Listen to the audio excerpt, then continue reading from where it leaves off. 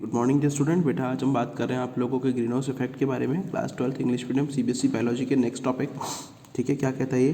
The term green house, जो term green house effect है, has been derive from the phenomena, वो एक phenomena से यानी कि एक प्रोसेस से डिराइव हुआ है that occur in the green house, जो एक ग्रीन हाउस के अंदर होता है। Have you ever seen a green house? क्या आप लोगों ने देखा है? It looks like a small glass house. ठीक है ना, ये क्या है? एक छोटा ग्लास हाउस यानी कि कांच का एक हाउस है या कांच का एक घर है। ठीक है ना, and is use for the growing plant specially during the winter. ठीक है ना, और मेनली काम आता है प्लांट को ग्रो करने के लिए ड्यूरिंग विंटर के दौरान। ओके, अब इसमें पता है क्या है भाई, आप लोग पौधों को ढक लोगे शेड से, और शेड से ढकने के बाद क्या होगा, बेसिकली मैं आप लोगों को बताऊं तो उसमें आप लोग क्या करोगे, जब शेड से ढकेंगे तो शेड से ढकने के बाद नॉर्मली होता क्या है कि आप लोगों का जो प्लांट होता है, प्लांट क्या करता है कि आप लोगों की बॉडी को इलेबोरेट कर देता है। ठीक है ना, for using and use for the growing plant specially during the winter in a green house. ठीक है, अब ग्रीन हाउस के अंदर अगर हम लोग बात करें, ठीक है, अगर green house the glass panel let's the light in. ठीक है, ग्लास पैनल से लाइट अंदर तो जाती है but does not it allow heat to escape मतलब बाहर जाना है, बच के बाहर निकलना है। ठीक है, आई बात समझ में?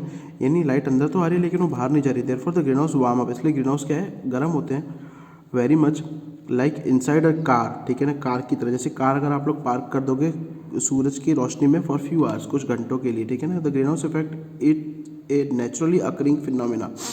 ग्रीन हाउस इफेक्ट जो है वो एक नेचुरली यानी कि प्राकृतिक तरीके से होने वाला प्रोसेस है that responsible for the heating, जो कि रिस्पॉन्सिबल होता है किसके लिए? हीटिंग के लिए। The surface of atmosphere you would be surprise. ठीक है ना, आपको आश्चर्य होगा टू नो दैट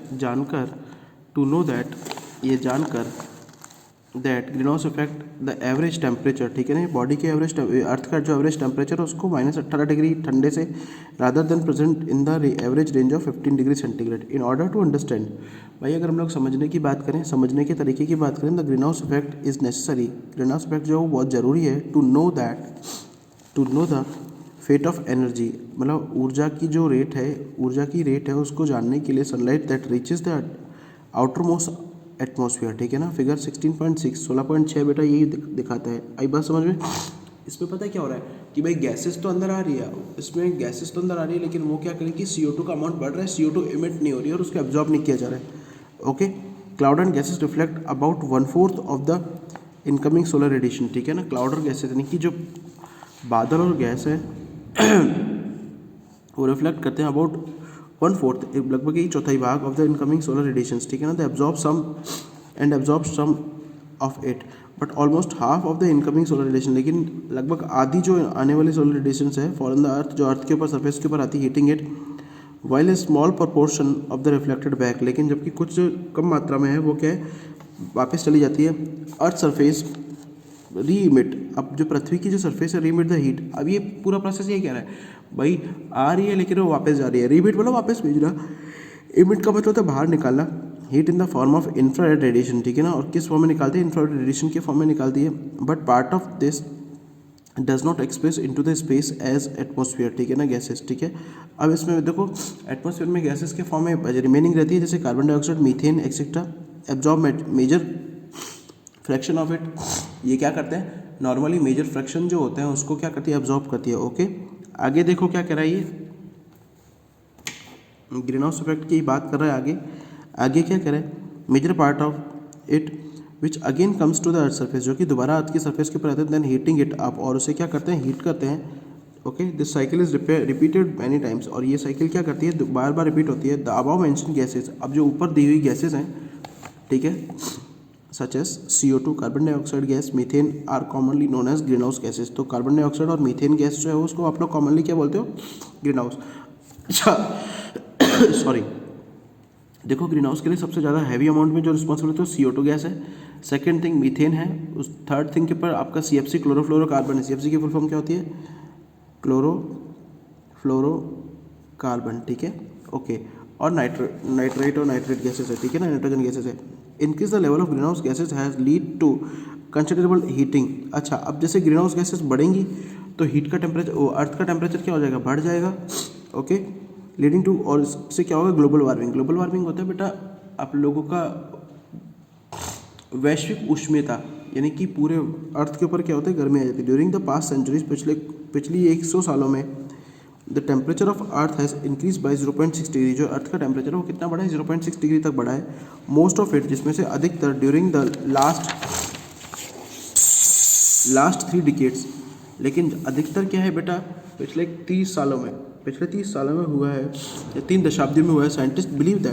साइंटिस्ट ये मानते हैं that rising temperature in the leading of the latest changes in the environmental. अच्छा, अभी पता है क्या कह रहे हैं कि भाई टेम्परेचर बढ़ रहा है तो एनवायरमेंट में भी चेंज आ रहा है, ठीक है, resulting in the odd climatic changes. अच्छा, अब काफ़ी ऐसे हैं जो आप लोगों के ऑड है, यानी कि आपको चाहिए नहीं, वो भी क्लाइमेटिक चेंजेस आ रहे हैं, जैसे एल नीनो इफेक्ट आ रहा है, दस leading the increase melting of. अच्छा, और इसके कारण क्या हो रहा है, जो पोलर आइस कैप है, यानी कि जो आपके ध्रुवीय क्षेत्र पर बर्फ़ है वो भी जम रही है।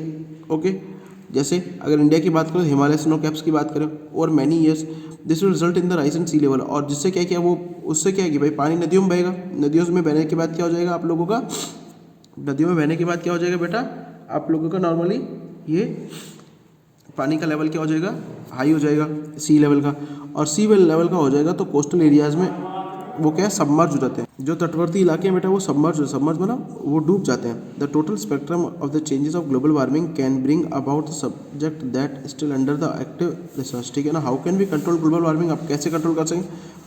The major include the cutting down the fossil fuels.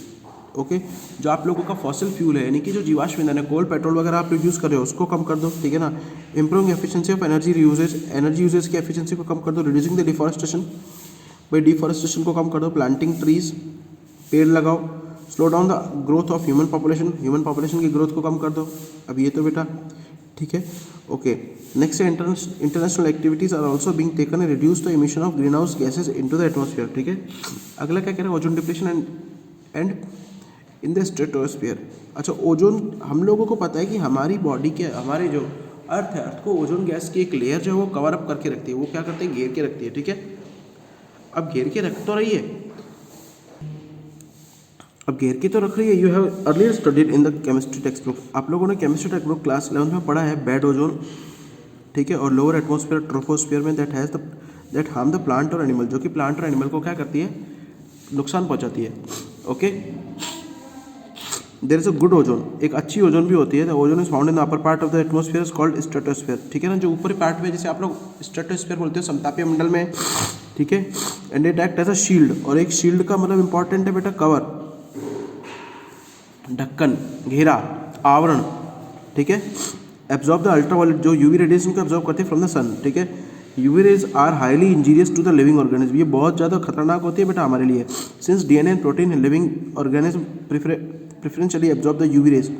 अब हमारी बॉडी में अगर बात करें, तो मैं आपकी और मेरी बात कर रहा हूँ बेटा, बच्चों आपकी, हमारी बॉडी में डीएनए और प्रोटीन जो है वो क्या करती है, इसको एब्जॉर्ब कर लेती है प्रेफरेबली। अब एब्जॉर्ब तो करेगी, करने के साथ होगा क्या, अगर जैसे इन्होंने एब्जॉर्ब किया तो एब्जॉर्ब करने से क्या होगा कि बेटा ये हाई एनर्जी जो होती है ये ब्रेक डाउन करते हैं केमिकल बॉन्ड के, डीएनए और प्रोटीन मॉलिक्यूल के। और इसमें क्या है कि बेटा the thickness of ozone in a column of air ground to the top of the atmosphere is measured down the term of Dobson unit. अब पता क्या है कि भाई ओजोन लेयर जो है बहुत मोटी है। अच्छा, उस मोटी लेयर का जो टूटना है, ओजोन के जो लेयर का टूटना है एयर के फॉर्म में जो बाहर निकलती है, उसे आप लोग क्या बोलते हो, डॉप्सनेट। यानी ओजोन गैस को जो टूटने की जो इकाई है, ओजोन की जो नापने की इकाई है, वो क्या कहलाती है, डॉप्सनेट।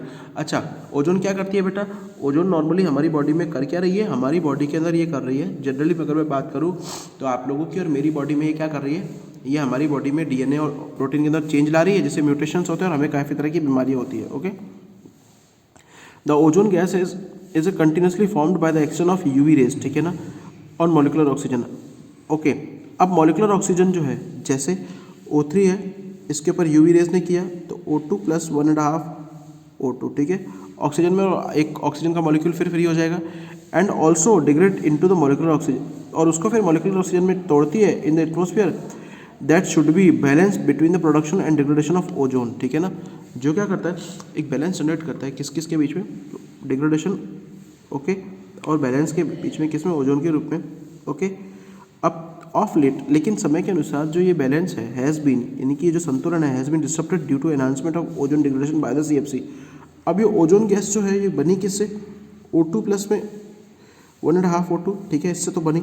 अब इस O3 के ऊपर जब CFC अटैक करती है तो CFC में दोबारा ये अपने मॉलिक्यूल्स में टूट जाती है, और ये बैलेंस जो है क्या होता है, टूट जाता है। Okay, CFC find a wide.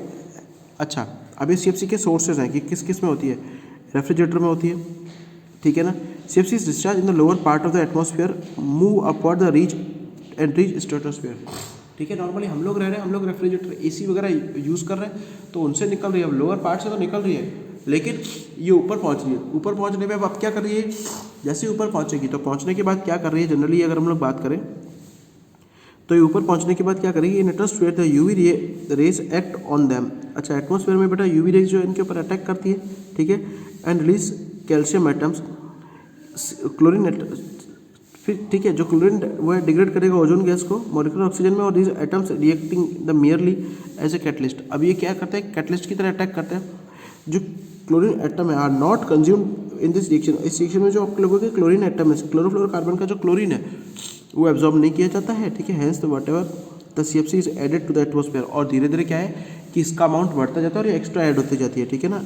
They have the permanent and the counting effect on ozone, ठीक है। और ये क्या है कि परमानेंट इफेक्ट शो करती है किसके ऊपर, ओजोन गैस के ऊपर, ओके, क्लियर है। ओजोन लेवल, ऑल्दो यद्यपि ozone depletion is occurring widely in the atmosphere. अच्छा, ये लाइन क्या करिए, देखो ओजोन डिप्लेशन जो है वो नॉर्मली वाइडली हो रहा है आप लोगों के स्ट्रेटोस्फेयर में, the depletion of particularly mark over the Antarctic region. लेकिन ये कहाँ देखा गया, एंटार्क्टिक रीजन में बहुत ज़्यादा देखा गया। This has resulted the formation of large area of thin ozone layer, ठीक है ना। छेद नहीं बना, ओजोन गैस ओजोन लेयर पतली हो गई है, कॉमनली कॉल्ड ओजोन होल, जैसे आप लोग कॉमनली ओजोन होल, ओजोन छिद्र बोलते हो, ठीक है ना। Okay,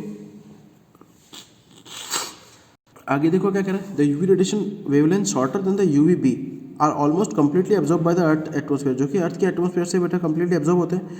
given that the ozone layer is intact but UV damage, ठीक है ना।